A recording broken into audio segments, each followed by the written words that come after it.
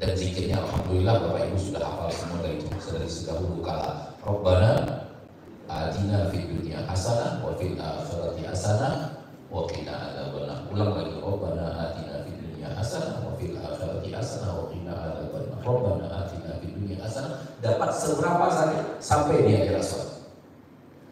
Begitu sampai di Hajar Aswad, kembali melambai ke arah Hajar Aswad, Bismillahirrahmanirrahim, berdoa, berzikir, sampai di dunia lagi, kembali membaca apa? Rabbana atina fid dunya hasanah wa fil akhirati hasanah wa qina adzabannar, sampai di Hajar Aswad. Yang kedua, lakukan lagi yang ketiga, yang keempat, yang kelima, keenam sampai yang ketujuh. Itulah dia tawaf mengelilingi Ka'bah. Ibadah haji lebih banyak ibadah badan dibanding ibadah yang lain. Ya, satu-satunya lafaz yang wajib diucapkan oleh orang yang akan melaksanakan ibadah haji adalah labbaik Allahumma hajjan. Adapun yang lain-lainnya apabila dia tidak ucapkan tidak mengganggu keabsahan dan kesohihan ibadah hajinya. Tentu apabila dia sempurnakan dengan zikir-zikir maka lebih afdol, lebih utama. Namun ketahuilah bahwa ibadah haji lebih banyak ibadah fisiknya dibanding ibadah zikir lisannya. Zikir lisan pelengkap ibadah fisik. Kita ulangi, tawaf mengelilingi Ka'bah dalam keadaan berwudu, startingnya adalah Hajar Aswad dan dianggap satu putaran apabila sudah sampai ke Hajar Aswad. Kita katakan tadi zikir antara rukun Yamani sampai Hajar Aswad, zikir khusus yang diajarkan Nabi SAW, Rabbana atina fid dunya hasanah wa fil akhirati hasanah wa qina adzabannar. Adapun dari Hajar Aswad sampai ke rukun Yamani itu tidak ada zikir khusus yang diajarkan Nabi kita tercinta SAW kepada umatnya. Artinya baca ini di tawaf yang pertama, baca ini di tawaf yang kedua, baca ini di tawaf yang ketiga, keempat, kelima, keenam dan ketujuh. Mungkin ya bagi bapak dan ibu yang membaca di buku-buku manasik, ada buku manasik itu yang mengajarkan ini yang harus dibaca di tawaf yang pertama, ini yang harus dibaca di tawaf yang kedua, ini harus dibaca di tawaf yang ketiga sampai di tawaf yang ketujuh, ini harus dibaca di saking yang pertama, ini harus dibaca di saking yang kedua, ini dibaca sampai saking yang ketujuh. Saya bisa pastikan bahwa itu tidak berasal dari Nabi kita tercinta Muhammad SAW. Lalu bapak ibu baca apa? Baca apa dari Hajar Aswad sampai ke rukun Yamani? Bebas. Apa doa yang bapak ibu kuasai? Apa doa yang bapak ibu mau ucapkan? Silahkan diucapkan di sana dan dibaca di sana. Hafal doa-doa dari Al-Quran, tahu artinya silahkan. Hafal doa-doa dari hadis Nabi, tahu artinya silahkan. Kalau tidak bisa berdoa pakai bahasa masing-masing. Bisa berdoa pakai bahasa Indonesia, bisa berdoa pakai bahasa Jawa, bisa berdoa pakai bahasa Sunda, bisa berdoa pakai bahasa Padang. Kenapa? Karena berdoa itu adalah meminta kepada Allah. Berdoa itu adalah meminta. Ketika bapak ibu membaca doa dari Al-Quran, tapi bapak ibu tak tahu artinya. Aneh. Kita meminta kepada Allah, kita pun tak tahu yang kita minta apa. Kalau kita tahu artinya silakan. Tafadhol, lebih hebat kalau seandainya kita hafal sebagian doa daripada Al-Quran daripada hadis yang kita ucapkan. Satu. Yang kedua, masing-masing kita punya masalah yang berbeda-beda. Maka kandungan kita kepada Allah pun bervariasi dan tidak bisa dijadikan satu kesatuan. Oleh karena itu hal yang aneh kalau seandainya memang doa ketika tawaf itu ada yang mimpin satu saja, lalu kita tinggal ikuti aja. Pertama diseragamkan, masalah kita berbeda-beda. Yang kedua yang dibaca oleh yang pembimbing itu kita tinggal ikuti saja. Kemudian kita pun tidak tahu apa yang kita ucapkan itu artinya apa, itu aneh. Oleh karena itu kemudahan dalam agama Allah, kemudahan dalam syariat Allah dan sunnah Nabi SAW, doa masing-masing. Hafal doa dari Al-Quran silahkan dengan syarat apa tadi? Tahu arti. Hafal doa dari hadis silahkan dengan syarat tahu arti sehingga bapak ibu tahu minta apa kepada Allah Taala.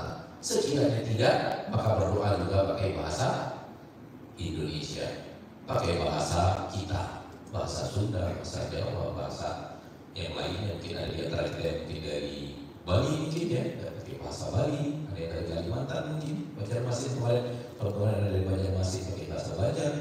Allah mencipta seluruh bahasa dan Allah mengerti seluruh bahasa. Dan meminta kepada Allah dengan kondisi kita mengerti apa yang kita minta akan mendatangkan kekhusyukan yang lebih daripada hanya sekedar melantunkan kata yang kita tidak tahu itu apa yang kita ucapkan dan apa artinya. Baik, Bapak dan Ibu dimuliakan Allah. Jadi berdoanya apa? Dari Hajar Aswad sampai Rukun Yamani berdoanya bebas. Bapak Ibu silahkan berdoa masing-masing. Bapak Ibu bermunajat kepada Allah masing-masing. Tadi ada pertanyaan doa di tawaf. Siapa yang bertanya? Siapa? Bapak siapa tadi?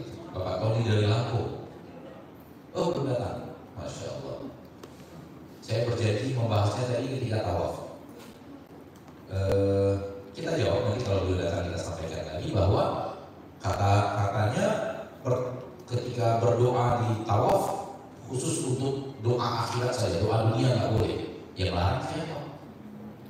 Siapa yang larang? Seluruh permintaan kepada Allah boleh.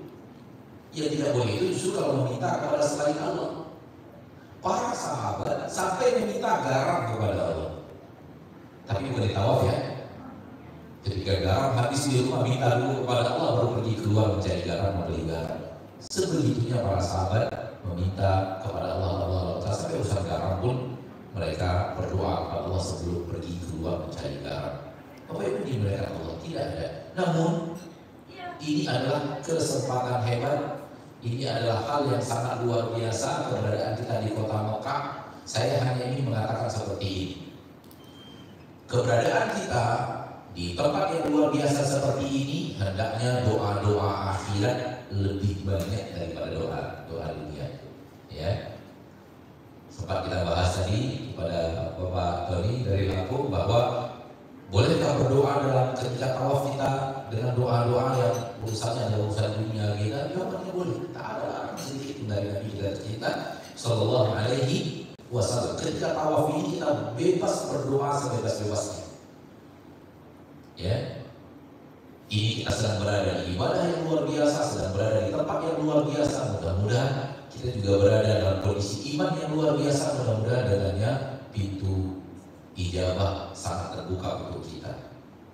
Namun seperti yang saya katakan tadi, itu doa-doa kita untuk akhirat jangan sampai dikalahkan oleh doa-doa kita untuk dunia. Jangan sampai dari 100% doa di Ka'bah itu 95-97% untuk dunia saja, tersisa sedikit untuk akhirat. Tentu tidak seperti itu juga. Tapi sedikit pun tidak ada halangan, tidak ada larangan apabila kita berdoa kepada Allah Taala ketika tawaf. Dan keadaan tawaf doa-doa apa kita memiliki sesuatu yang kita adukan. Kita mungkin punya kasus, semua kita punya kasus. Semua manusia punya masalah, ada masalah di orang tuanya, ada masalah di pekerjaannya, ada masalah di mertuanya, ada masalah. Silakan mengadu kepada Allah Taala. Kesempatan yang luar biasa, di ibadah yang luar biasa, di tempat yang luar biasa, di kondisi iman yang luar biasa.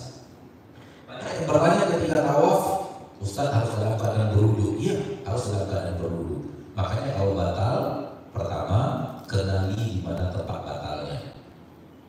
Setelah itu hubungi pembimbing untuk dibawa ke tempat wudu. Tempat wudu di sekitar Ka'bah itu saja tempat wudunya.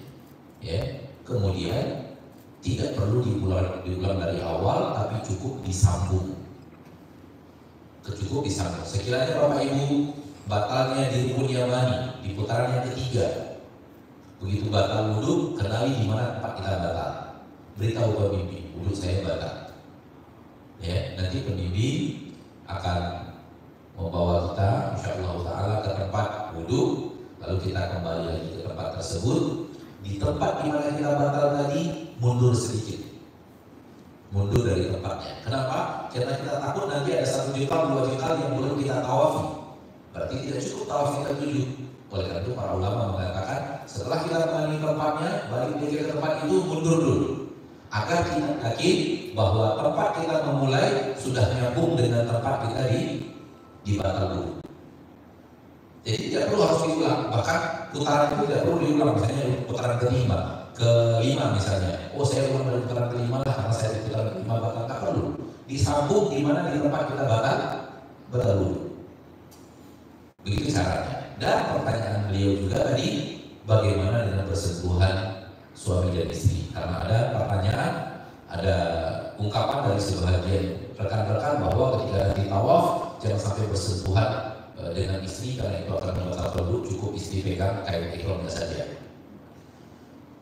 Saya mengatakan bahwa hal yang mustahil sekarang ini kita bisa tawaf tanpa kulit kita yang laki-laki ini bisa bersentuhan, tidak bersentuhan dengan kulit wanita.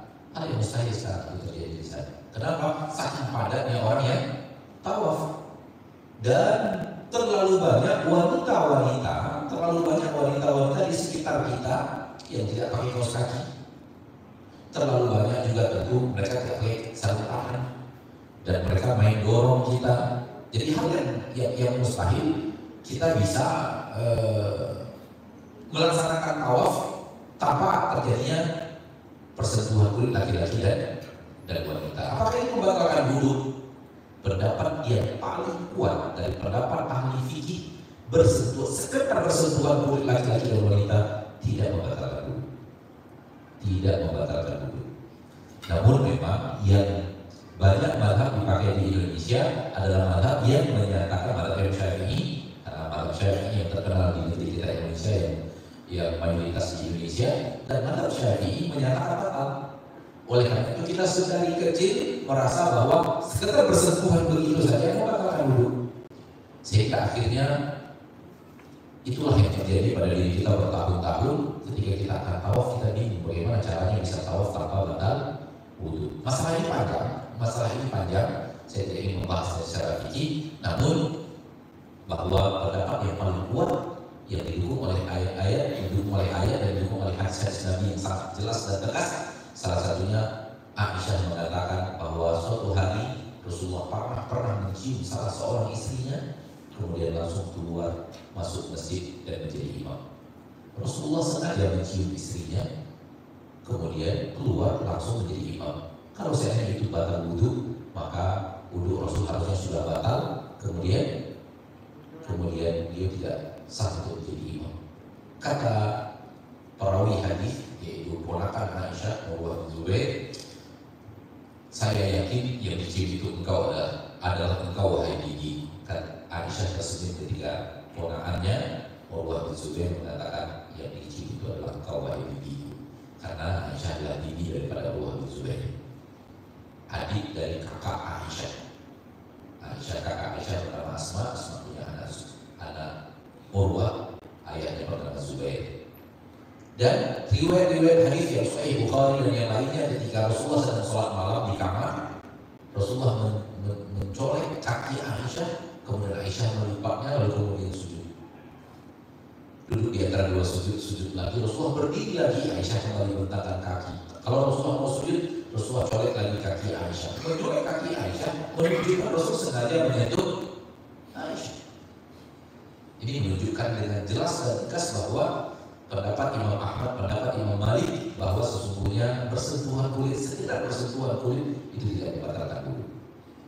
Dan ini pendapat yang kuat, yang wajib, dan insya Allah masalah itu tidak masalah. Jadi kalau terjadi bahkan ketika istri kita pegang kita karena memang ada dorongan itu tidak membatalkan wudhu. Baik kepada pilihan Allah. Jadi tawaf dimulai dari startingnya adalah Hajar Aswad. Melampai ke Hajar Aswad, Bismillahi Allahu Akbar, berdoa dan berzikir. Bebas doa dan zikirnya bebas sampai rukun iman. Kemudian kita membaca tadi Rabbana atina fid dunya hasanah wa fil akhirati hasanah wa qina adzabannar, lakukan sampai 7 kali dalam keadaan berwudu. Mudah-mudahan tidak batal wudhunya karena kita sudah selesai dari kamar mandi tadi di hotel kita. Oleh karena itu sebelum ke masjid untuk tawaf, lakukan dulu urusan belakang, urusan kamar mandi selesaikan dulu agar kita bukan lagi toilet tersebut bisa kita tawaf. Baik, realitanya biasanya tidak jamaah tidak batal wudhu. Ini yang mayoritas yang kita alami saat kita menuju jamaah.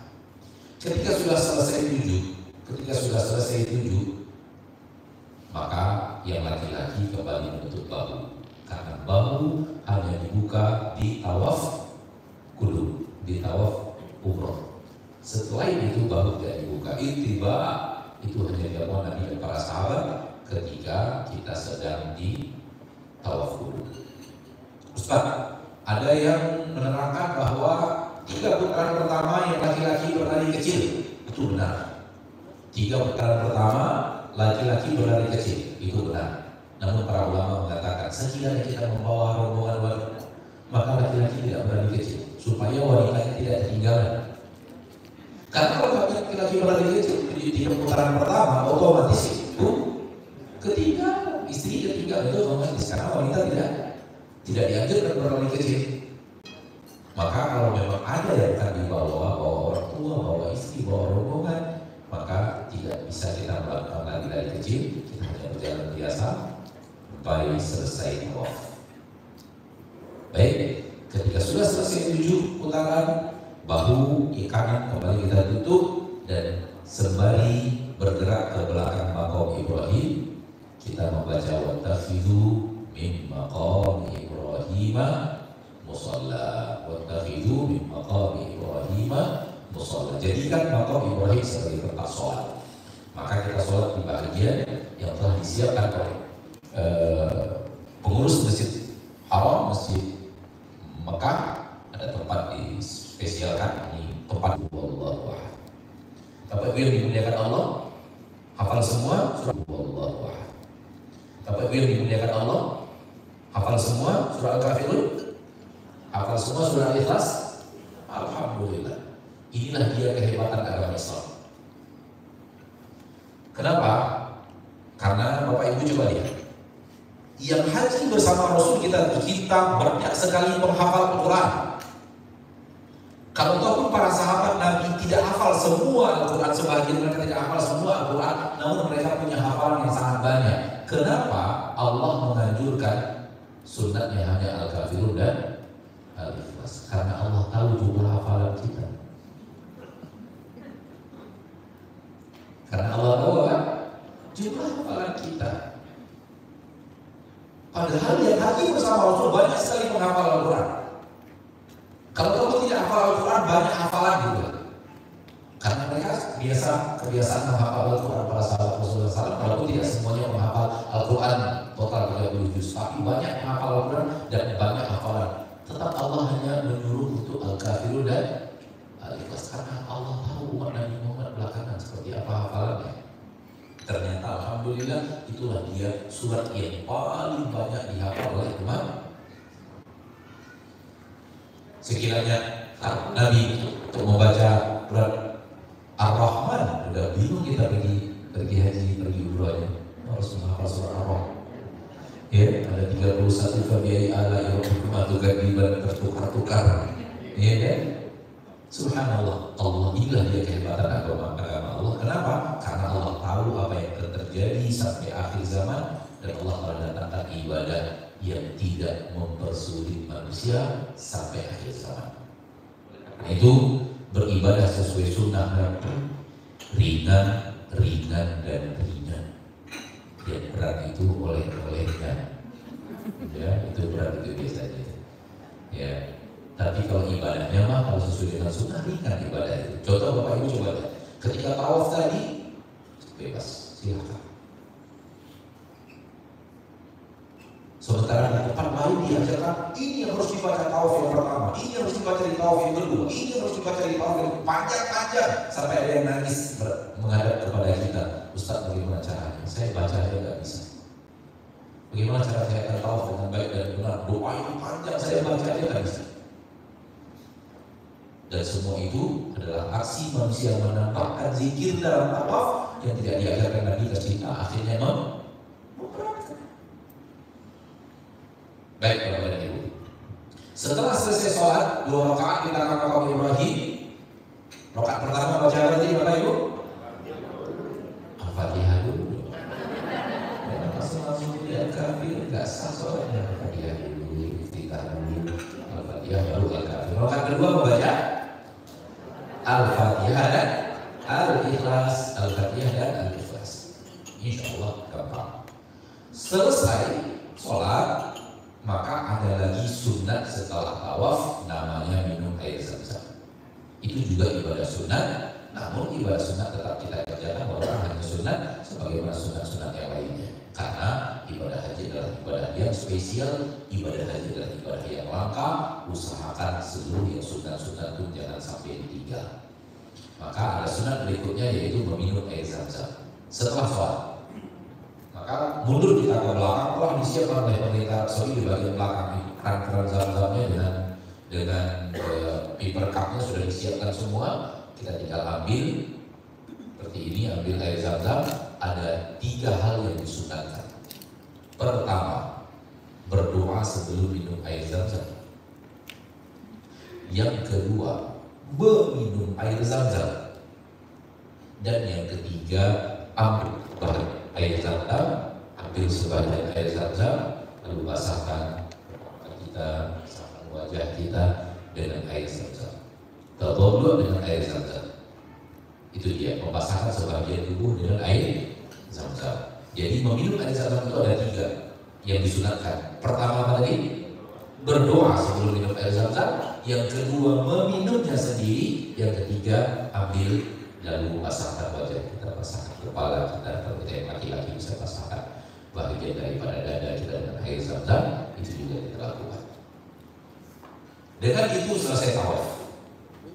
Seperti yang saya sampaikan tadi, bahwa kalau sudah bicara tawaf haji pun sama seperti itu. Cuma beda, tawaf haji tidak membuka lengan kanan. Tawaf haji tutup kedua lengan kanan yang dibuka di saat tawaf umroh atau tawaf wudhu. Dengan selesai meminum air zam-zam, selesai tawaf kita, maka kita bergerak untuk sa'i. Untuk sa'i. Sa'i adalah berjalan kaki antara Bukit Sofa dan Bukit Marwah. Jadi kita mendengar nama bukit besar, dia tidak besar. Bahkan saking tidak besarnya sekarang sudah ada di dalam bangunan masjid. Kalau kita melihat live dari kota Mekah, nah kita akan melihat orang-orang yang berjalan antara Bukit Sofa dan Bukit Marwah seperti itu adalah orang yang sedang sa'i. Bukit Sofa dan Bukit Marwah jaraknya hanya sekitar 600 meter dari satu bukit ke bukit. Dimulai dari Bukit Sofa dan dihitung 1 apabila sudah sampai ke Marwah. Dari Marwah ke Sofa dihitung yang kedua. Jadi sa'i jangan sampai salah memahami 7 putaran. Karena 7 putaran itu bisa bermakna dari Sofa ke Marwah, balik ke Sofa dihitung 1. Akhirnya 14 kali loh. Yang benar adalah 7 kali. Kalau ini disebut putaran, maka yang benar ucapannya adalah 3,5 putaran. Karena dari Sofa ke Marwah dihitung 1, dari Marwah ke Sofa dihitung 2, 3, 4, 5, 6, dan 7 berakhir di Bukit Marwah. Begitulah sunnah Nabi kita tercinta. Beliau memulai sa'i dari Sofa dan mengakhirinya di Bukit Marwah. Di sini ada zikir spesial dan doa bebas. Begitu kita akan memulai sa'i di Bukit Sofa, disunatkan kita untuk membaca Inna Sofa wal Marwata min sya'airillah. Abda'u bima bada Allahu bih. InsyaAllah sudah ada di buku panduan. Inna Safa wal Marwata min sya'airillah abda'u bima bada Allahu bih. Lalu kita menghadap kiblat, lalu kita mengangkat tangan ke arah kiblat, membaca zikir dan berdoa. Membaca zikir dan berdoa. Membaca zikir.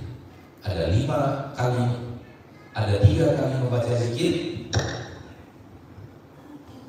Dan di tengah-tengahnya ada doanya bebas, zikirnya yang diatur oleh Nabi SAW. Dan ini zikir yang terpanjang dalam pelaksanaan ibadah haji. Tak ada zikir yang lebih panjang daripada zikir yang ada di Bukit Sofa dan Marwah, yaitu Allahu Akbar, Allahu Akbar, Allahu Akbar. La ilaha illallah wahdahu la syarika lah, lahul mulku wa lahul hamdu wa huwa ala kulli syai'in qadir. La ilaha illallah wahdah anjaza wa'dah wa nasara 'abdah wa hazama al-ahzaba wahdah.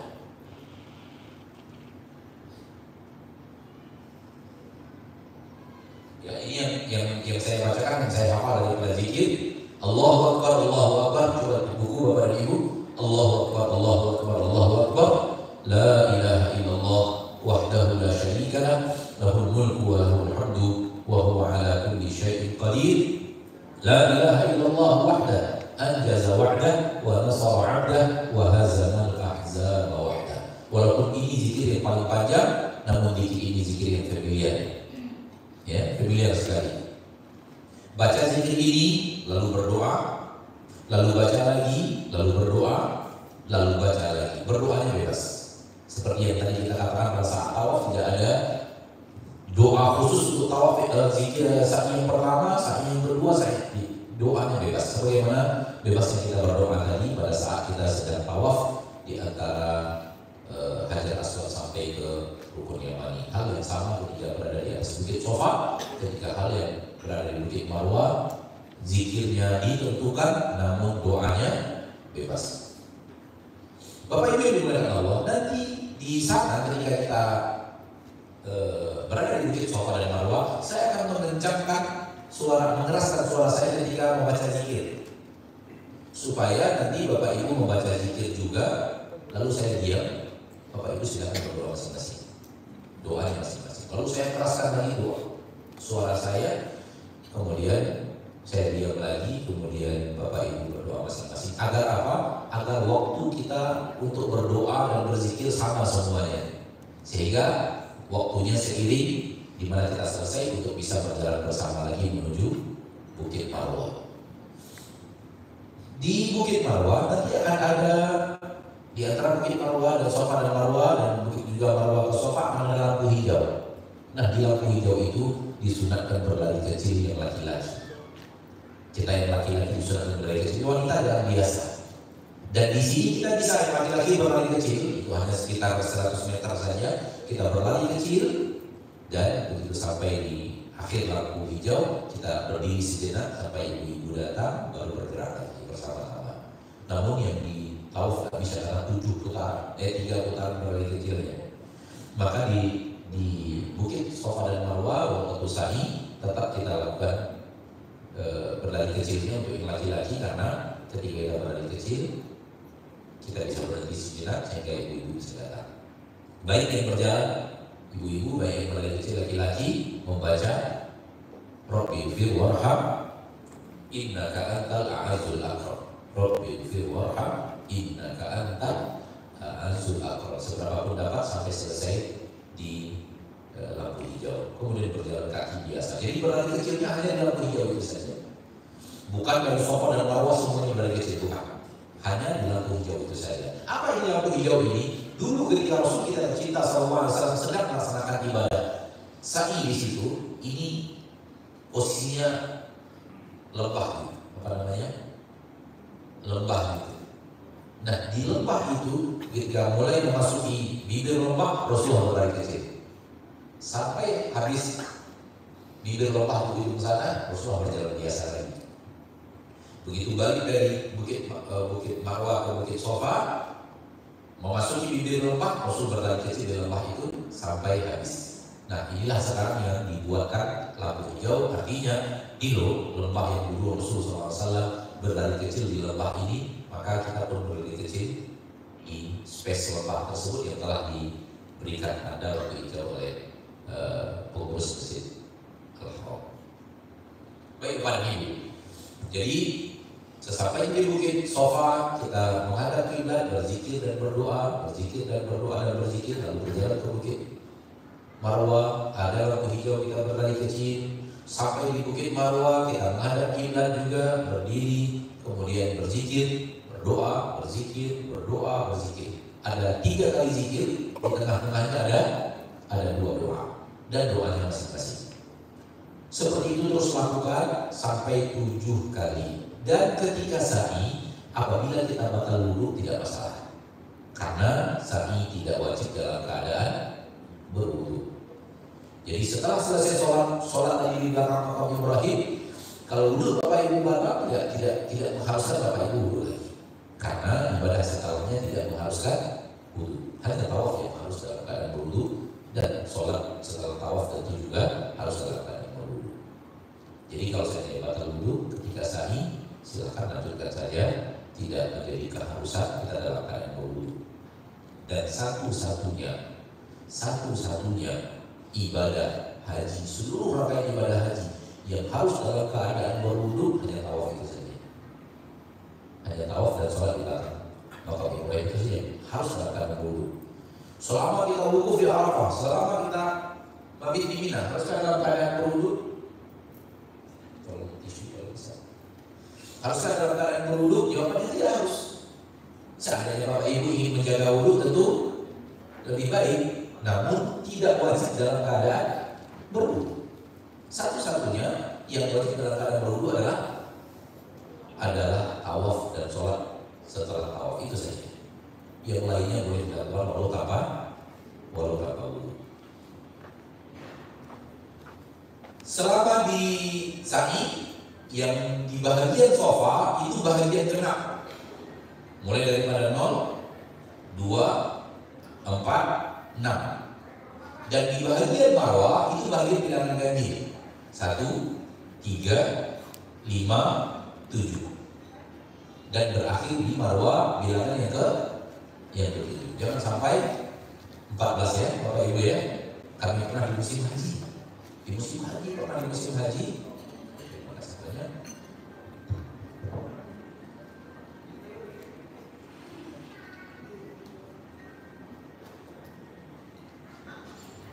Kami pernah di musim haji sudah menyampaikan di saat manasik hanya 7 kali, 3,5 putaran.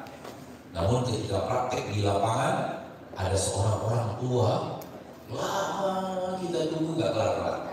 Ternyata beliau 7 putaran, 14 kali. Allah, apakah ketika manasik beliaunya pas bahasan itu beliau tidak hadir atau ngantuk, Anda tidak tahu. Intinya adalah praktek di lapangannya ternyata beliau melakukannya 7 putaran, bukan 7 kali. Akhirnya kita menunggunya lama baru keluar. Ketika ditanya kenapa Bapak, ditanya ternyata 7 putaran. Jadi 14 kali. Sofa ke marwah sampai sofa dihitungnya 1. Baik Bapak dan Ibu, dengan demikian bahasan sa'i secara detail sudah kita sampaikan, dan semuanya masih dalam keadaan berihram ya. Dalam keadaan berihram. Selesai sa'i apa ini? Sa'i umroh. Sa'i haji pun bahasanya sama. Tak ada bedanya sama sekali bahasan sa'i ketika tawaf dan bahasan sa'i ketika haji. Ketika umroh, ketika haji bahasanya sama. Jadi insya Allah nanti ketika bahasan sa'i di haji kita cukupkan dengan bahasa yang ada sekarang. Selesai sa'i, yang harus kita lakukan berikutnya adalah potong rambut. Maka semua kita yang laki-laki kita potong rambut. Kita semuanya ke barbershop. Tidak benar kita duduk di majelis ilmu para ulama dan mengatakan, mereka semuanya mengatakan tidak benar hanya potong sedikit-sedikit saja itu tidak benar. Itu tidak benar. Potong rambut ada, kita dengar asal sudah dapat terpotong 3 helai rambut saja itu sudah cukup. Enggak cukup.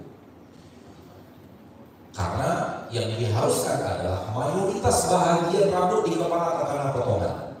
Karena tafsir dalam bahasa hadis itu terjemahan ke dalam bahasa Indonesia yang pas 100% pas terjemahannya adalah pangkas. Ya. Kemudian pangkas ada tafsir, ada juga hal gundul. Kalau gundul yang pakai kerok betul-betul botak licin, itu dia yang hal. 2 cara. Yang satu tafsir, yang tafsir itu bukan sekedar memotong rambut, dapat juga oleh kata para ulama, semua para ulama Al-Sunnah mengatakan tidak cukup untuk makna tafsir secara besar. Maka yang benar adalah memangkas rambut. Oleh karena itu semua kita insya Allah ketika selesai sa'i umroh, semua kita yang laki-laki ke barbershop. Pilihannya hanya dua, bisa pangkas menggunakan mesin pemangkas rambut, atau bisa pakai gunting. Intinya adalah kenakan seluruh bagian rambut kita dengan pangkasan. Itu dia taksir secara makna yang paling cocok dalam bahasa Indonesia. Makna yang paling cocok dalam bahasa Indonesia adalah memangkas rambut, bukan memotong rambut. Cukup ambil 3 helai, 4 helai, 5 helai, sudah cukup. Enggak. Bapak Ibu ngasih duit ke anaknya, tolong pangkas rambut kamu, pergi sana pangkas rambut, pulang-pulang rambutnya masih seperti itu. Lalu kemudian ditanya, udah pangkas sudah dari 3 helai rambut saya potong. Enggak cukup kan? Hal yang sama secara syariat, bahwa yang ada adalah taksir, dan taksir dalam bahasa Indonesia adalah memangkas. Sengaja kita sekarang tidak menggundul karena memang sebentar lagi kita akan berhaji. Karena di haji ada satu lagi. Di haji nanti pas tahun Bapak Ibu yang dimuliakan Allah, yang laki-laki pilihannya dua. Boleh gundul, dan itu yang paling afdol. Didoakan 3 kali oleh Nabi tercinta sallallahu alaihi wasallam. Atau juga pangkas lagi, itu juga boleh. Ya. Ini saya bicara haji, tahun di musim haji. Kalau untuk umrah kita nggak bisa gundul. Kenapa? Karena sebentar lagi kita akan haji dan kita akan tahallul lagi. Apalagi akan kita potong, akan kita gundul kalau kita gundul sekarang. Sudah kita sampaikan kemarin, kecuali jemaah haji kloter pertama, mereka bisa 1 bulan sebelumnya atau 21 hari, 25 hari sebelum mereka tahallul haji, mereka sudah sampai di Mekah, maka boleh mereka untuk gundul di umroh sehingga masih ada rambut lagi untuk digundul di musim haji, tidak masalah. Namun kita yang terlalu dekat waktu kita untuk antara umroh dan haji, maka di umroh yang pertama kita hanya pangkas saja, kemudian ketika haji nanti baru pilihannya dua. Pilihannya boleh gundul, dan itu yang paling afdol. Didoakan lagi 3 kali. Dan boleh pangkas saja, kembali pangkas lagi. Mau dipangkas pakai gunting boleh, mau dipangkas pakai mesin lagi boleh. Intinya pangkas lagi. Namun di antara dua ini, pangkas dan gundul, yang paling afdol dapat doa 3 kali dari Nabi sallallahu alaihi wasallam adalah gundul. Rasulullah SAW berdoa kepada Allah seperti ini. Allahumma arhamil muhallidi, ya Allah beri rahmat yang menggundul. Para sahabat bertanya, wal mufassirin ya Rasulullah, yang pangkas saja bagaimana Rasul? Rasulullah berdoa lagi, Allahumma arhamil muhallidi, ya Allah beri rahmat yang menggundul. Sahabat bertanya lagi, wal mufassirin ya Rasulullah, yang pangkas doang bagaimana Rasul? Rasulullah berdoa lagi 3 kalinya, Allahumma arhamil muhallidi, ya Allah beri rahmat yang menggundul. Sudah berapa kali? 3 kali.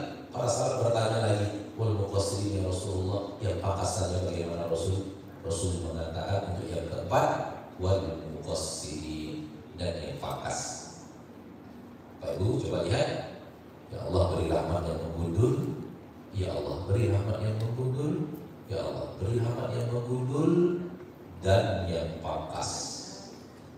Dia yang pangkasnya pun tidak pakai ya Allah beri rahmat. Ya Allah beri rahmat yang menggundul, ya Allah beri rahmat yang menggundul, ya Allah beri rahmat yang menggundul, dan yang pangkas. Saya selalu mengatakan seolah-olah rahmat yang pangkas itu kecipratan doa rahmat yang menggundul. Maka ini yang paling baik, ini yang paling afdol kapan dari kita mendapatkan doa dari Nabi kita tercinta sallallahu alaihi wasallam. Ini bagian daripada kesempatan mendapatkan doa dari Nabi yang dirahmati oleh Allah Taala. Namun kami sebagai pemimpin diharamkan untuk mewajibkan yang tidak wajib. Kami tidak boleh mewajibkan yang tidak wajib. Allah masih memberikan pilihan, boleh untuk tidak gundul, maka kita tidak berani mewajibkan. Namun memotivasi ya, menganjurkan dia, mengajak dia, namun mewajibkan tidak. Sekiranya ada bapak-bapak yang memang tidak mau gundul, maka tidak apa-apa, tapi harus pangkas 2 kali. Pangkas pertama tahallul umroh, pangkas yang kedua tahallul haji. Namun kalau yang ingin sempurna, maka pada saat tahallul umroh pangkas, pada saat tahallul haji gundul. Pada saat tahallul haji gundul. Bapak Ibu yang dimuliakan Allah, ini untuk bapak-bapak. Ada pun untuk ibu-ibu, sama, jangan ambil sedikit saja potong, sudah terpotong lebih daripada 3 helai rambut, itu tidak cukup untuk yang namanya memotong rambut. Ibu-ibu caranya adalah setelah selesai sa'i, masuk kamar. Kalau sudah masuk kamar, baik ada suami di sana atau ada teman sekamar, semuanya perempuan kan sudah boleh buka jilbab kan? Buka jilbab. Kumpulkan rambut dalam satu kumpulan, potong minimal 1 ruas jari. Kumpulkan rambut dan potong minimal 1 ruas jari. Silakan minta bantuan kepada suami yang ada di kamar atau kepada rekan yang ada di kamar, dan tidak menjadi syarat yang memotong sudah harus tahallul. Yang tidak, yang belum tahallul juga sudah boleh memotong rambut kita. Ya, karena ada peraturan yang tidak ada dalam agama kita dibuat oleh orang-orang, yaitu yang memotong itu harus orang yang sudah tahallul. Orang yang belum tahallul tidak boleh memotong. Sejauh yang kita tahu tidak ada perintah dari Nabi kita tercinta yang memotong haruslah yang sudah tahallul. Maka ibu-ibu yang satu kamar misalnya berapa orang, itu silakan saling membantu untuk memotongkan rambut. Ya, kalau sehari tidak bisa 1 kali kumpulan, maka berkali-kali kumpulan. Kumpulkan di atas, potong. Kumpulkan di samping, potong. Kumpulkan di bagian sini, potong. Intinya adalah terkadang mayoritas rambut di kepala dan dipotong minimal berapa? 1 ruas jari. Tahallul umroh dan tahallul haji sama ibu-ibu, sama persis. Ya, ibu-ibu sama persis. Baik tahallul haji atau tahallul umroh. Jangan sekali-kali salah dengar. Nanti yang bahasa untuk bapak-bapak terpraktekkan oleh yang ibu-ibu, nggak boleh ya. Yang untuk ibu-ibu haji dan umroh sama, umroh dan haji sama. Kumpulkan rambut, potong minimal 1 ruas jari. Dengannya telah terjadi tahallul. Dengannya telah terjadi tahallul. Apa dan ibu yang dibilang Allah Taala? Setelah tahallul ada masa senggang, kita sudah boleh berpakaian biasa. Yang paling larangan ihram yang kita bicarakan ketika di pesawat tadi, larangan semuanya sudah tidak larangan lagi. Karena larangan itu hanya ketika kita labbaik Allahumma umratan dan berakhir dengan tahallul, maka boleh pakaian biasa lagi, boleh ini lagi, boleh yang tadinya tidak boleh menjadi boleh lagi. Sampailah tanggal 8 Zulhijjah. Sampailah tanggal 8.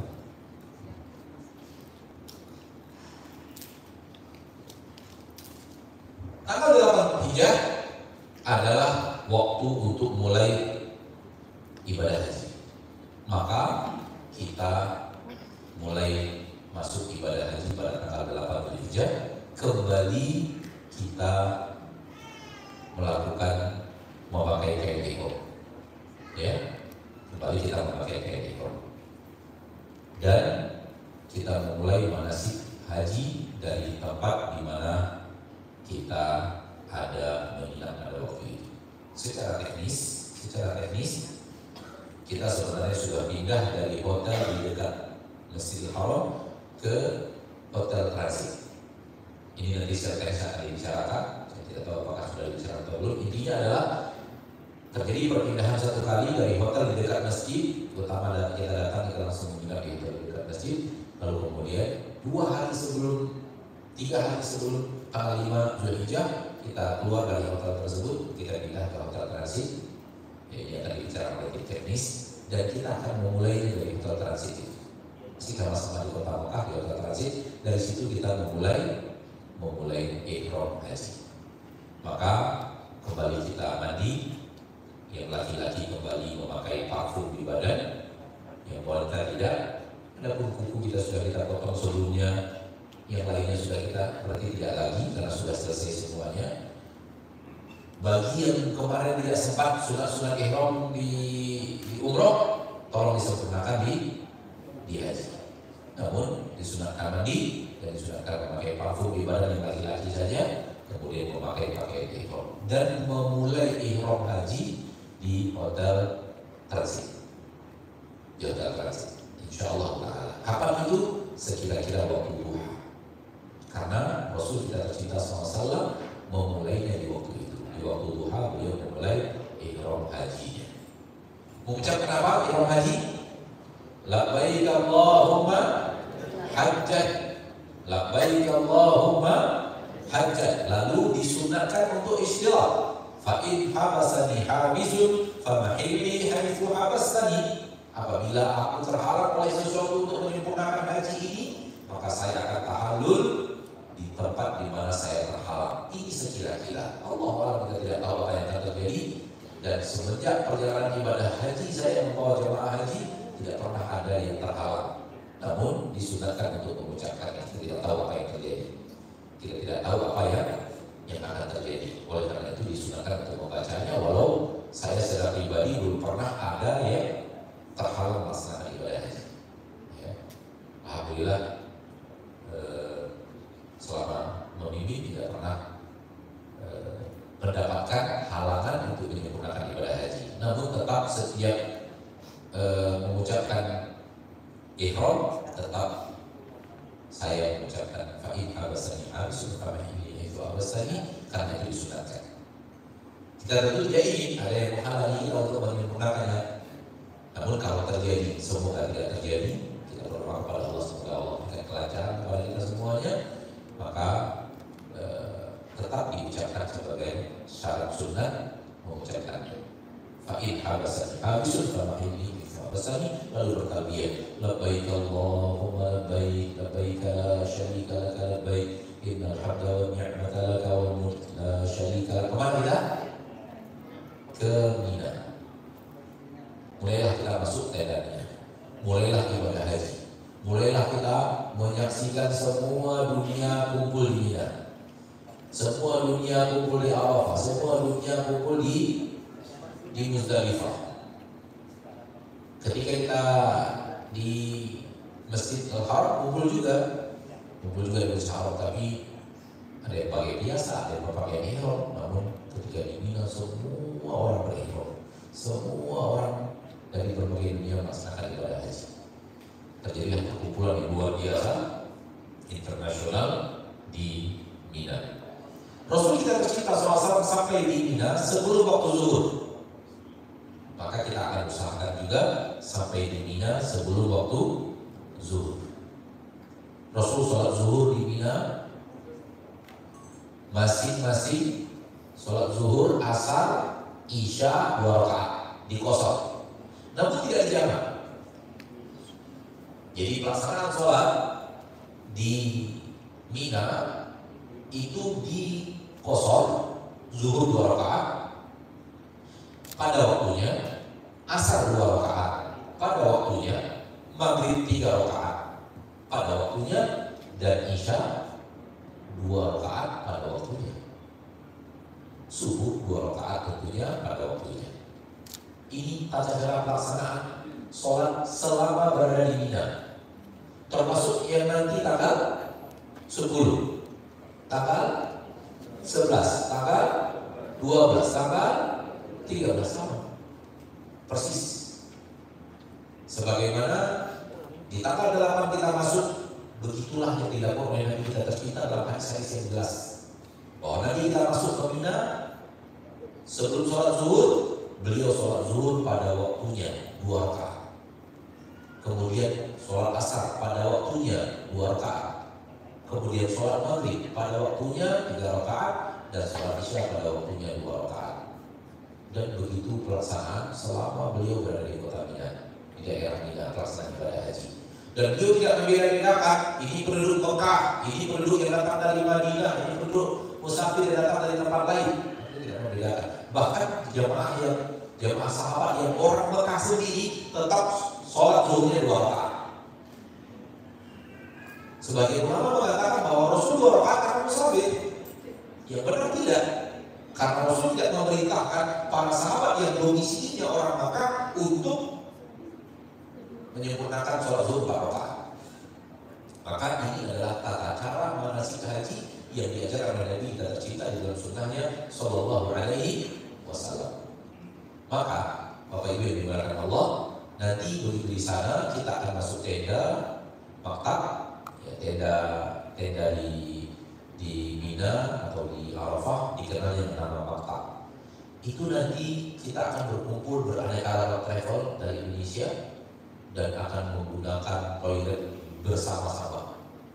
Oleh karena itu akan terjadi penumpukan yang sangat cukup banyak ketika mendekati waktu sholat. Oleh karena itu, kami sebagai pemimpin selalu mengingatkan sekitar setengah jam sebelum waktu sholat. Kita ingatkan Bapak Ibu sekitar setengah jam lagi waktu sholat akan tiba. Silahkan ambil dulu sekarang supaya tidak terkena antrian, terutama bagi kita yang membutuhkan toilet. Ya, antriannya bisa sampai 4 orang, 3 orang dari satu pintu. Oleh karena itu, harapnya kita setengah jam sebelum masuk waktu sholat, masing-masing kita sudah bergerak ke toilet untuk berwudu. Toilet dan kemudian berwudu.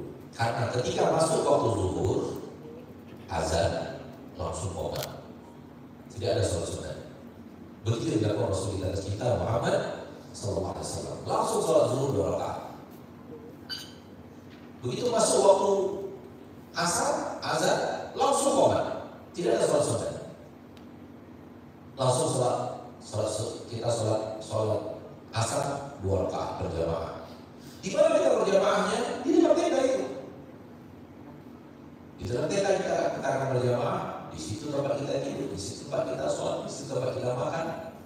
Sehingga masing-masing kita jaga kebersihan di area masing-masing. Karena di dalam tenda itu semuanya. Di situ tempat kita berzikir, di situ tempat kita membaca Al-Quran, di situ tempat kita sholat, di situ tempat kita tidur, di situ tempat kita makan. Kita ambil catering di luar, lalu kita masuk dalam tenda, makan di dalam tenda. Lalu kita bersihkan karena itu akan kita jadikan untuk tempat sholat. Jadi kondisi tenda, Bapak Ibu yang dimuliakan oleh Allah, tadi kemarin sudah saya sampaikan bahwa kita akan diberikan kasur oleh pihak wakaf yang hanya sama besarnya dengan badan kita, sama luasnya dengan luas kita. Masing-masing kita dapat 1 jatah kasur seluas badan kita, kemudian 1 bantal, 1 selimut. Itu yang akan kita pakai selama berada di dunia. Dan mirip seperti itu akan ada di Arafah juga. Mirip seperti itu akan ada juga di Arafah. Maka kita berlapang-lapang dada, berlapang-lapang jiwa ketika kita sedang berada di satu tenda, karena memang akan terjadi kalau di hotel kita kan ada yang sekamar berdua, berarti itu suami istri di kamar dengan jatah kasur yang cukup. Namun di sini kebersamaan yang luar biasa. Namun yakin dan percayalah bahwa justru tenda-tenda Mina, tenda-tenda Arafah dan pasir Muzdalifah menjadi kenang-kenangan yang sangat indah dan pasca haji. Itu pasti. Ya, itu pasti. Allah. Baik, kepada kita dimuliakan Allah. Ketika kita sampai di Mina, sebelum zuhur, kita sholat zuhur, qashar pada waktunya tanpa jamak, asar pada waktunya tanpa jamak, maghrib pada waktunya, isya pada waktunya, qashar tanpa jamak, dan seluruh sholat yang tadi Rasul tidak sholat qabliyah dan juga tidak sholat ba'diyah. Rasul kita SAW manusia yang paling hebat beribadah, tidak qabliyah dan juga tidak ba'diyah. Maka kita lakukan seperti yang dilakukan oleh Nabi kita tercinta Muhammad SAW. Adapun yang mau tahajud silakan. Ya, tahajud tidak terhalang. Namun yang qabliyah dan ba'diyah harus tidak lakukan. Hanya saja sholat subuh Rasul dan para sahabat azan dulu, sholat sunat 2 rakaat dulu, baru sholat subuh 2 rakaat. Hanya qabliyah subuh yang dilakukan Nabi SAW dan para sahabat dalam qabliyah ketika musim haji. Kalau sudah sholat subuh di tenda kita ngapain saja? Habiskan waktu fokus untuk beribadah. Masing-masing yang membaca Al-Quran, yang berzikir, yang beribadah kepada Allah Taala, bermunajat. Ada beberapa hari yang disebut dengan hari dzikir, yaitu hari musim haji. Wadkurullaha fi ayyamin ma'dudat. Berzikirlah kepada Allah dalam bilangan waktu yang tidak panjang, hari yang sangat berbilang, hari yang sangat tidak banyak.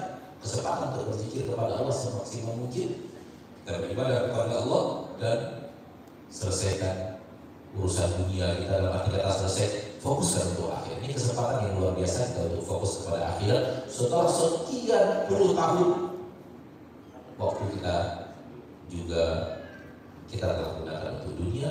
Di musim haji inilah waktu-waktu spesial untuk akhirat kita. Mari kita gunakan semaksimal mungkin, ya.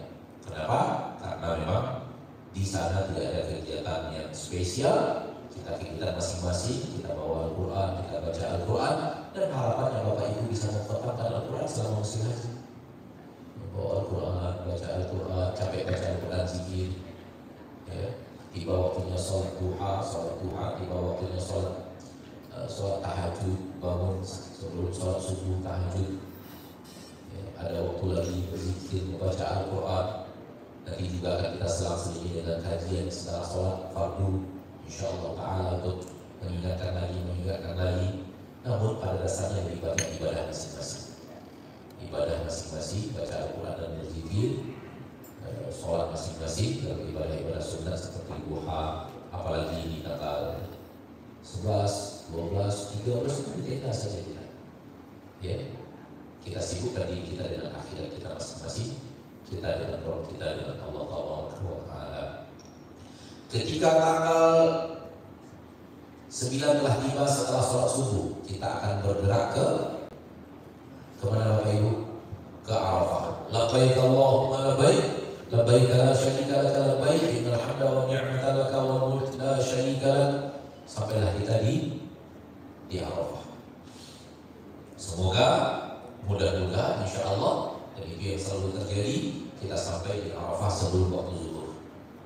Ya, sebelum waktu zuhur kita sampai di Arafah. Dan wukuf di Arafah dimulai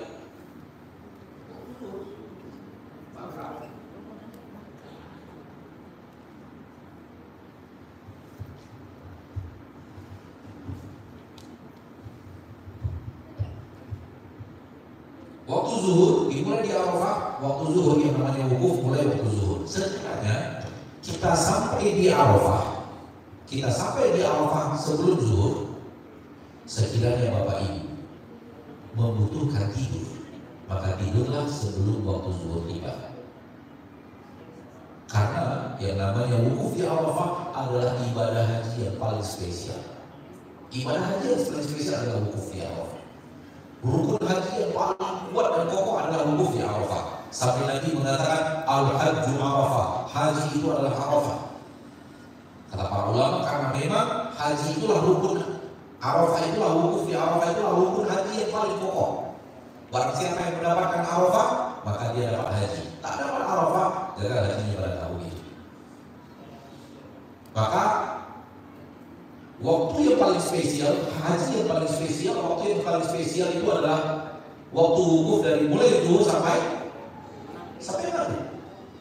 Harapannya kalau kita memang butuh tidurlah sebelum zuhur, supaya di waktu yang sangat spesial, di hari yang terbaik sepanjang tahun. Sepanjang tahun, hari yang terbaik kata Nabi SAW, tidak pernah terbit matahari yang lebih baik daripada hari Arafah. Dan tidak pernah Allah Taala memerdekakan hambanya lebih banyak daripada hari Arafah. Allah merdekakan hambanya dari neraka. Maka kesempatan yang luar biasa, inti haji yang sebenarnya adalah Arafah. Mudah-mudahan dengan tidur, seandainya kita membutuhkan tidur kita sebelum zuhur, supaya setelah zuhur sampai maghrib kita tidak tidur lagi. Kalau seandainya kita sudah yakin saya insya Allah tidak butuh tidur, maka tidak apa-apa. Jangan sampai kalau kita butuh tidur, kita malah tidurnya jam 2 sampai jam 5 misalnya.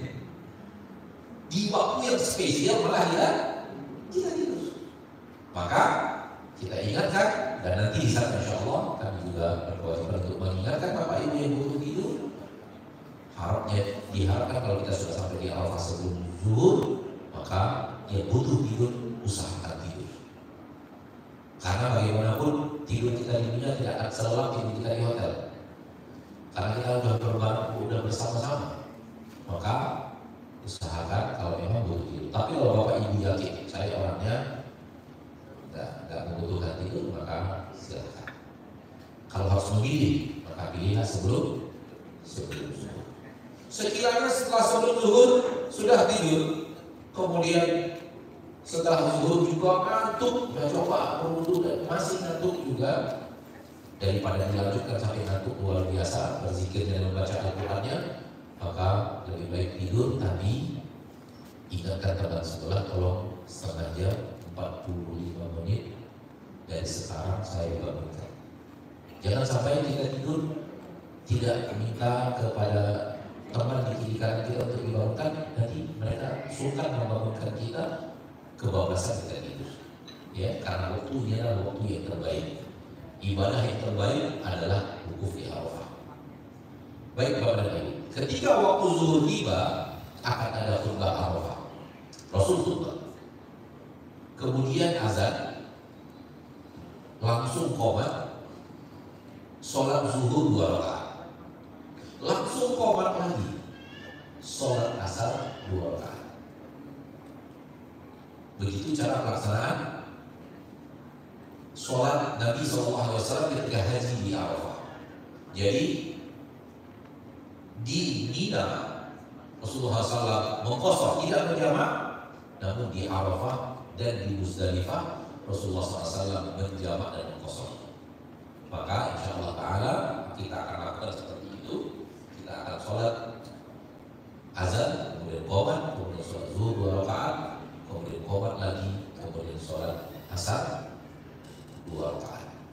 Setelah itu kita lanjut dengan beribadah masing-masing, baca Al-Quran, berdoa, bermunajat kepada Allah di sebuah tempat di padang Arafah, yang itu adalah miniaturnya padang mahsyar. Itu adalah apa? Miniaturnya padang mahsyar, mirip dengan padang mahsyar, di mana semua manusia dari segala jenis bangsa dan segala jenis warna kulit berkumpul kepada Allah yang satu, mengikuti Nabi yang satu. Hanya saja kita yang laki-laki memakai pakaian yang lebih mirip kain kafan dibanding baju duniawi. Ya. Tapi lihat, dari benua Eropa, dari Australia, dari Afrika, semua kumpul pada Arafah. Dia mirip dengan miniatur pada mahsyar, di mana semua akan dikumpulkan Allah Ta'ala dan meminta dimohon kepada Allah Ta'ala. Itu sebabnya kenapa Arafah adalah hal yang luar biasa. Dibukakan Allah pintu langit, dibukakan Allah pintu ijabah. Tak banyak yang diberikan Allah dari neraka. Mudah-mudahan salah satunya adalah kita. Kata Nabi SAW, syaitan sangat murka, sangat marah-marah pada hari Arafah. Kenapa? Melihat banyaknya orang-orang yang Allah buat status merdeka dari neraka di hari itu.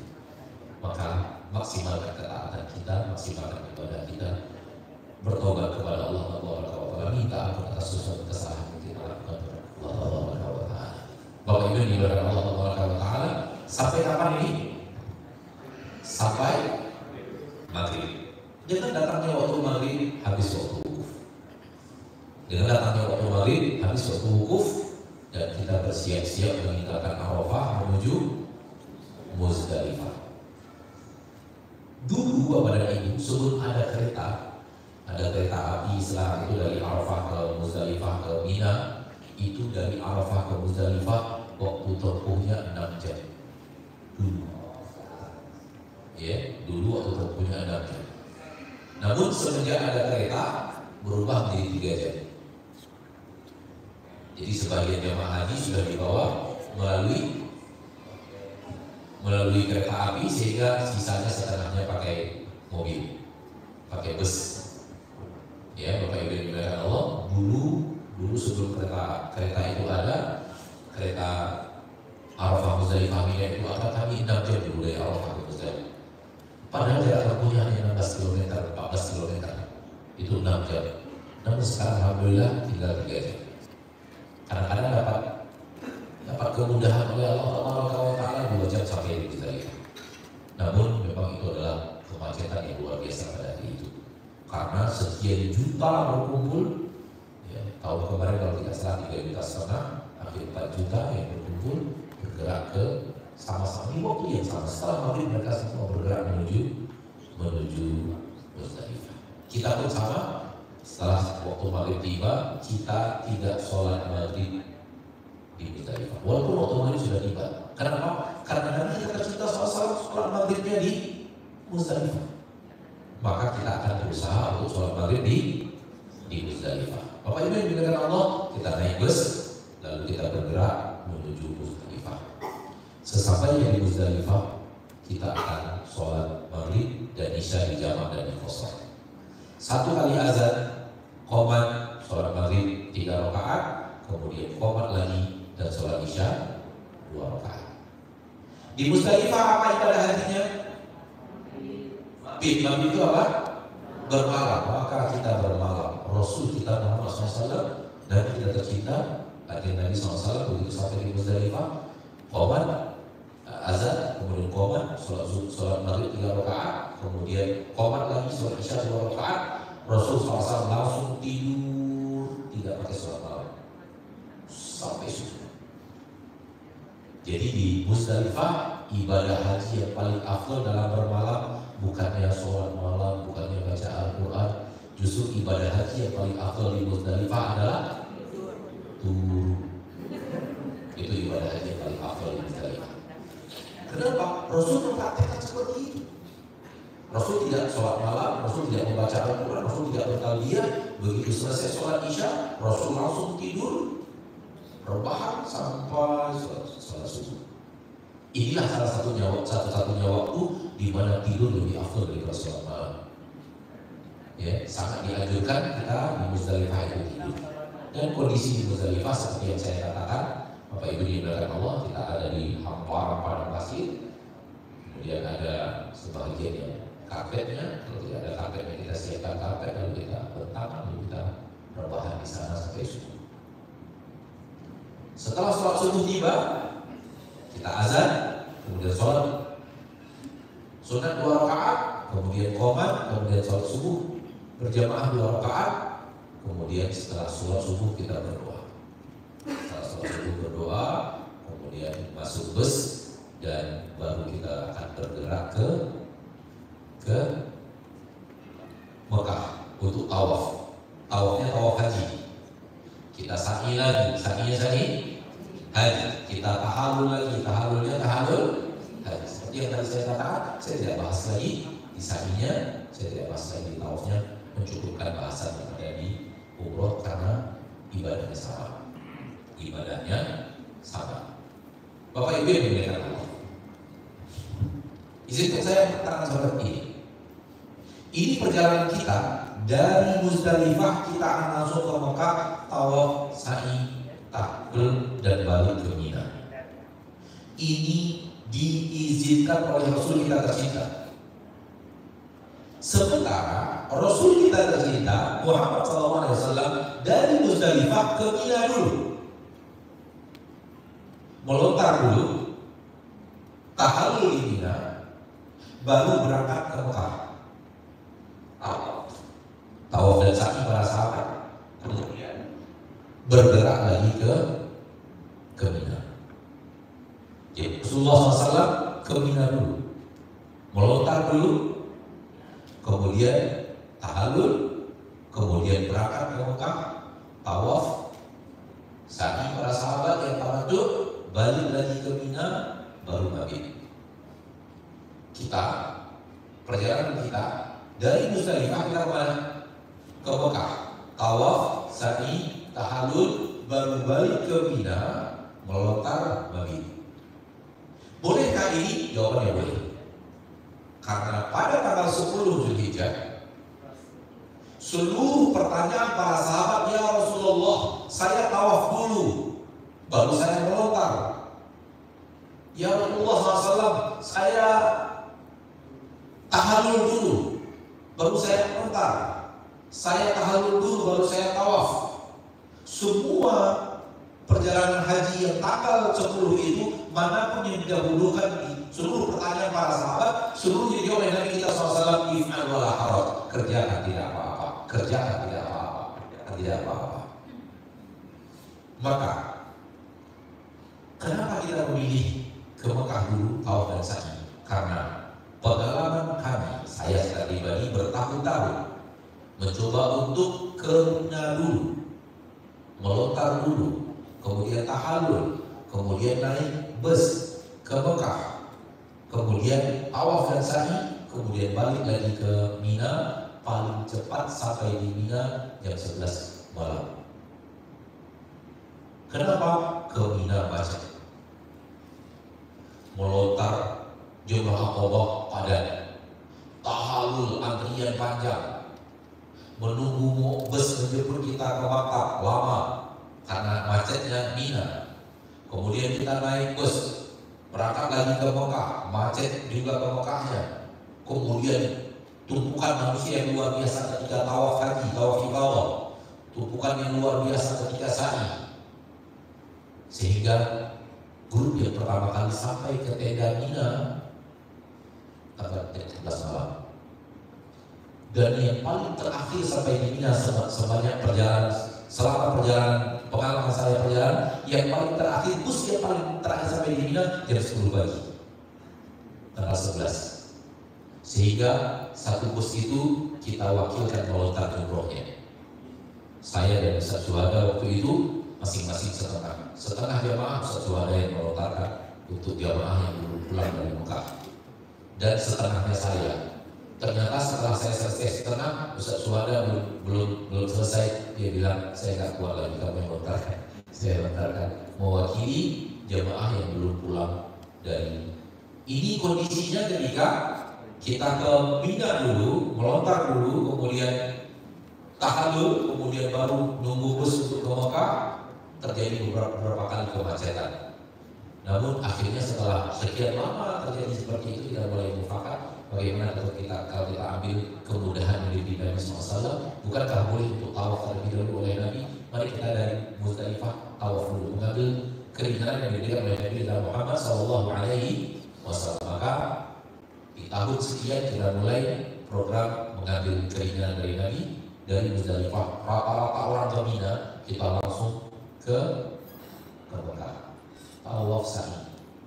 Yang paling cepat masuk ke tenda Mina jam 11 siang.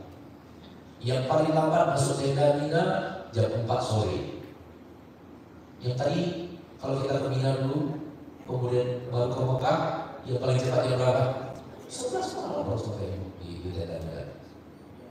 Bapak Ibu dikatakan Allah, oleh karena itu semenjak begitu padatnya jemaah haji, kita mengambil kemudahan di tanggal 10, karena ibadah manapun yang di tanggal 10 itu boleh didahulukan oleh Nabi kita tercinta Muhammad SAW.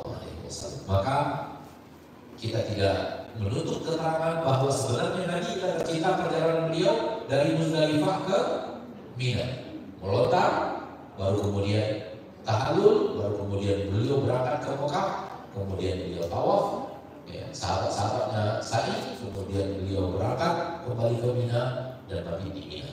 Namun perjalanan itu kalau kita lakukan seperti itu, kondisinya adalah kemacetan yang panjang di beberapa titik kemacetan, sehingga akhirnya itu yang kami alami bertahun-tahun ketika mencoba tetap menjalankannya seperti itu. Paling cepat jam 11 malam sampai di tenda Mina, paling lambat jam 10 pagi. Ya, rombongan saya masih ingat waktu itu, rombongan dari Palembang waktu itu. Bus itu bus dari Palembang, terlambat, entah apa yang terjadi, akhirnya mereka jam setengah 10 baru sampai di tenda Mina. Kemacetan yang luar biasa. Semenjak itu kita berpikir bagaimana kita ambil keringanan dari Nabi, bukankah Nabi mengizinkan kita untuk tawaf terlebih dahulu, maka kita mengambil, dan alhamdulillah banyak yang melakukan hal yang sama. Dan kita dari Muzdalifah langsung bergerak ke Mekah dulu untuk mendahulukan tawaf, agar kemudian ketika orang ramai-ramai ke Mina, kita langsung ke Mekah. Orang bergerak ke Mekah, kita sudah bergerak lagi ke Mina.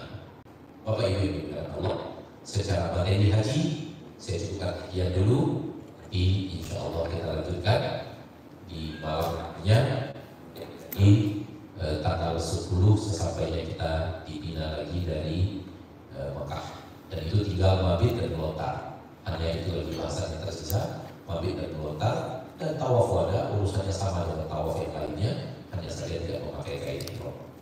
Apa yang diinginkan Allah, waktu yang tersisa kita gunakan untuk bertanya jawab. Silakan dipimpin kembali yang akan bertanya, mudah-mudahan kita bisa menjawab. Baik, sudah ada yang baik, silakan bisa langsung.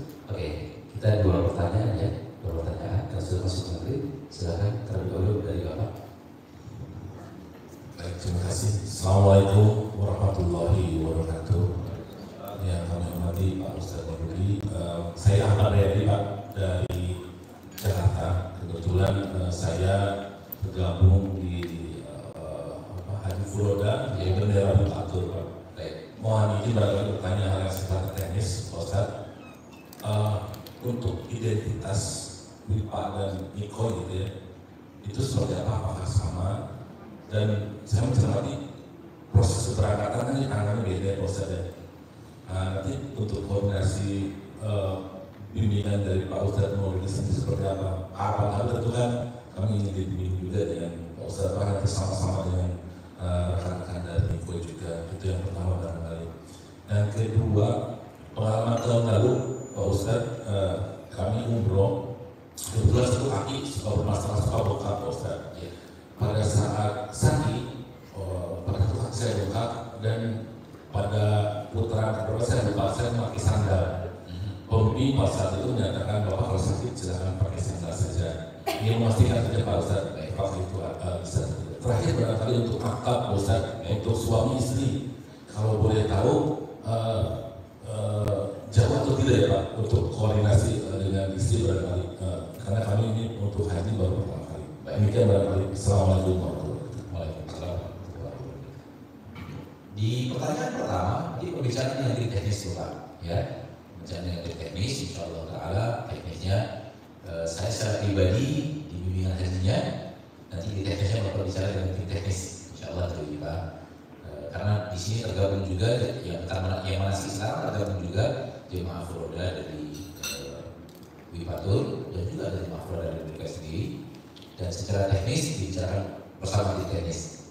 Izin Bapak ya, tim teknis secara teknis. Kemudian berikutnya adalah ketika saya Pak tahu sa'i kemarin tadi pertanyaannya, ketika kaki mulai sakit sehingga saya memakai sandal. Boleh atau tidak? Jawabannya boleh. Bahkan ketika tawaf pun boleh pakai sandal. Sa'i juga boleh pakai sandal, tidak jadi masalah. Cuman kalau kita pakai sandal di tawaf, banyak ditegur orang. Jadi sih sebenarnya banyak orang yang nggak suka kita pakai sandal pas sepatu tawaf. Mungkin karena mereka akan menjadikan tempat sholat, tempat tawaf itu tempat sujud, nantinya mungkin itu yang membuat mereka. Rasulullah SAW pernah tawaf pakai unta. Rasulullah SAW pernah tawaf pakai unta. Ketika itu memang masih terlalu longgar sehingga Rasulullah SAW pakai unta. Kemudian ketika giliran Hajar Aswad, Rasulullah SAW menempelkan tongkat beliau dari atas unta ke Hajar Aswad, dan tongkat yang menempel ke Hajar Aswad beliau isi. Jadi kalau pakai unta saja diizinkan tawaf, apalagi pakai sandal. Namun kalau di sa'i nggak ada yang melarang kita pakai sandal. Ya, nggak tahu kalau di sa'i nggak ada yang. Tapi kalau di tawaf bukan tidak boleh secara syariat, namun banyak orang yang menegur. Walaupun askar semuanya kayak sepatu sebenarnya. Iya, baik. Kemudian berikutnya adalah ketika maktab, bagaimana suami istri biasanya bersebelahan. Tendanya bersebelahan, di sebelah sini yang laki-laki, di sebelah sini yang perempuan. Jadi koordinasinya sangat mudah, insya Allah. Baik, berikutnya.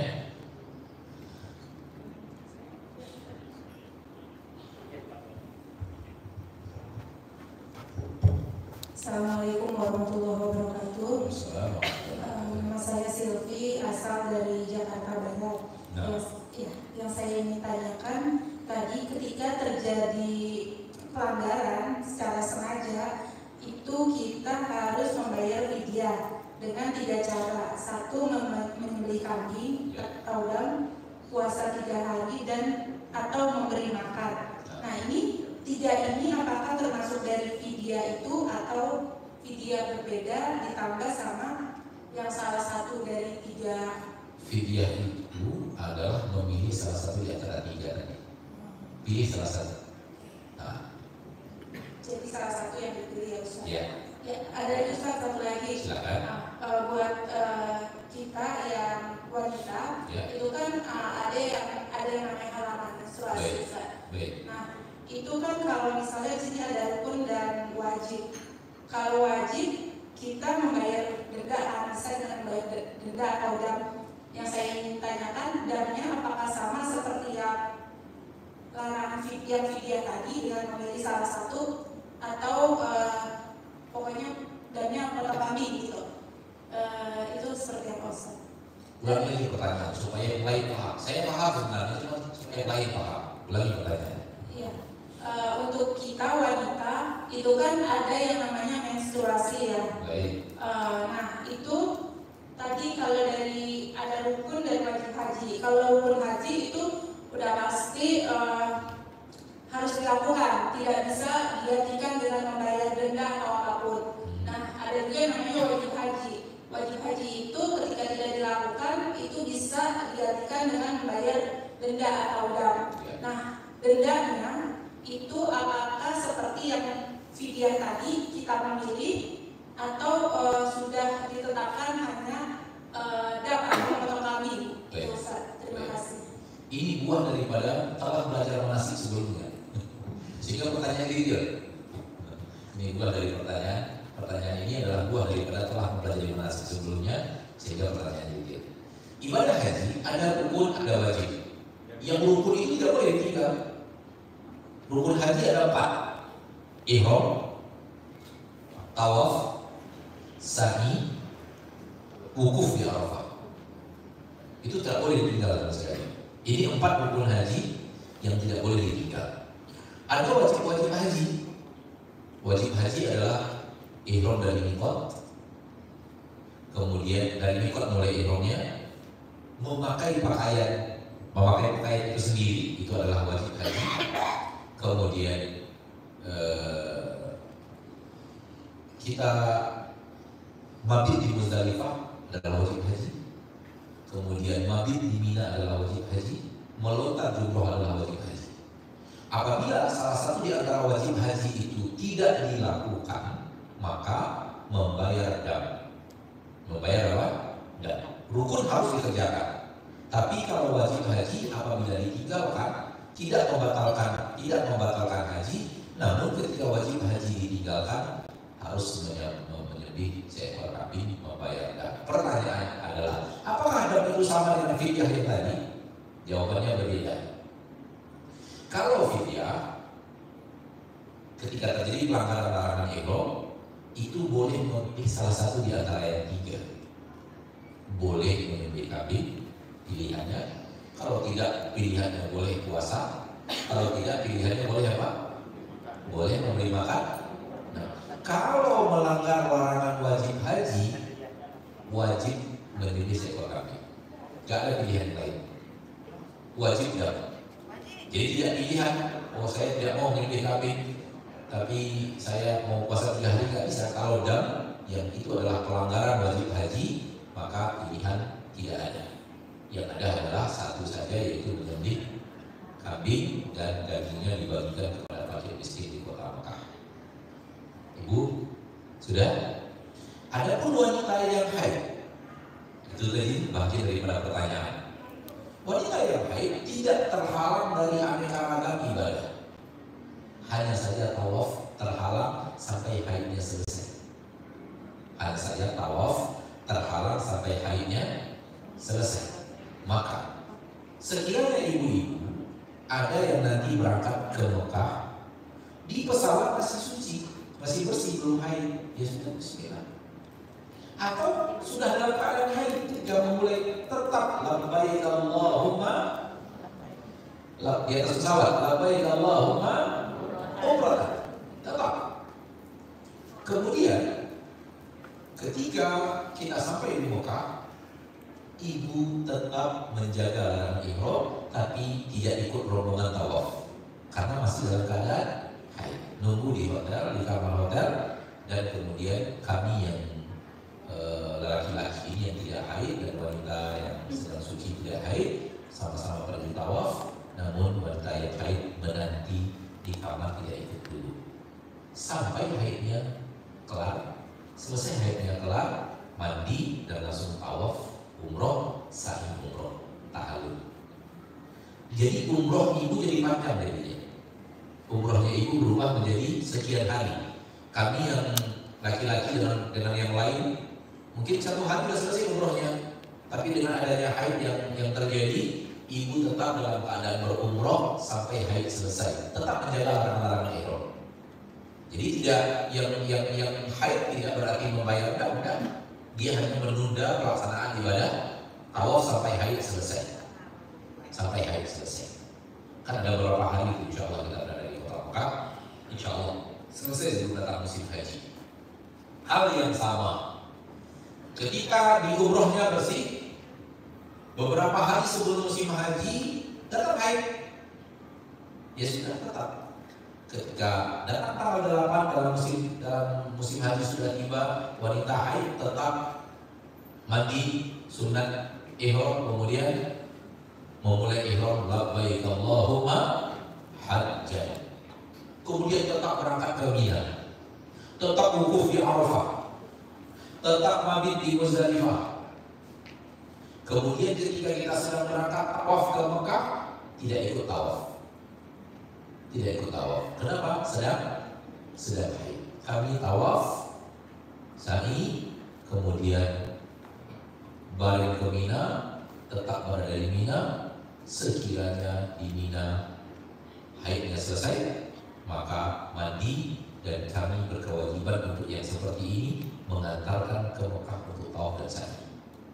Kami dalam kondisi seperti ini, tim Nikoi berkewajiban untuk mengantar ibu dan suaminya dan mahramnya untuk berangkat ke Mekah untuk tawaf haji dan sa'i haji. Itu hanya diundur saja.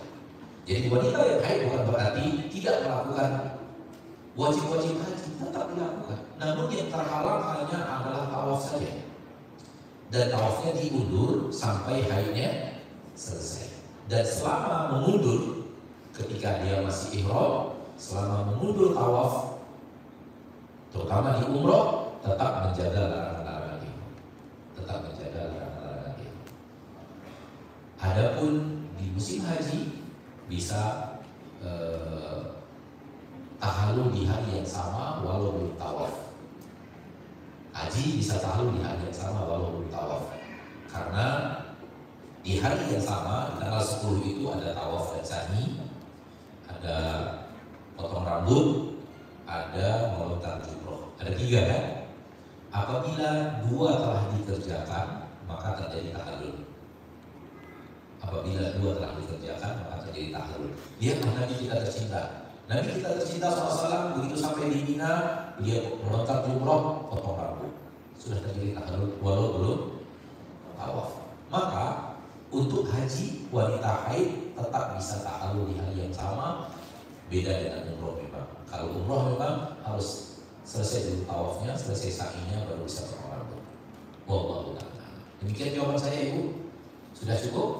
Alhamdulillah. Oke, baik, terima kasih Bapak Ibu sekalian yang kami hormati untuk tanya jawab pada kesempatan sore hari ini. Kami cukupkan untuk sampai di sini untuk pertanyaan terlebih dahulu. Insya Allah kami akan kembali lagi untuk materi atau pendalaman materi manasik umroh dan haji tetap di tempat ini di PIT 1 dan 2 bersama Ustaz Mauludi Abdul Ersi. Kami informasikan setelah keluar dari tempat ini, silakan ibu-ibu yang mempersiapkan, bapak dan ibu silakan untuk bersiap-siap sholat maghrib di PIT 4 dan 5 seperti tempatnya sudah kami sediakan. Kemudian langsung bisa makan malam di restoran, di podium restoran yang berada di depan seperti biasa. Kemudian nanti kembali lagi kita di jam 19.45 atau di jam 19.30 di tempat ini, dan mulai kembali di jam 19.45 sampai 20.45 untuk pendalaman materi manasik umroh dan haji. Mungkin bisa ditutup Pak Ustaz. Baik, untuk sore hari ini yang malam sampai di seluruh materi kita. Sallallahu alaihi wasallam wa baraka ala Rasulih Muhammad. Insyaallah bertemu lagi nanti setelah selesai sholat malam untuk kelanjutan mabit dan melontar yang ada di Mina. Dan kita perbanyak tanya jawab di materi tersebut nanti insyaallah. Wassallallahu wasallam ala nabiyina Muhammad wa alihi wasallam. Assalamualaikum warahmatullahi wabarakatuh.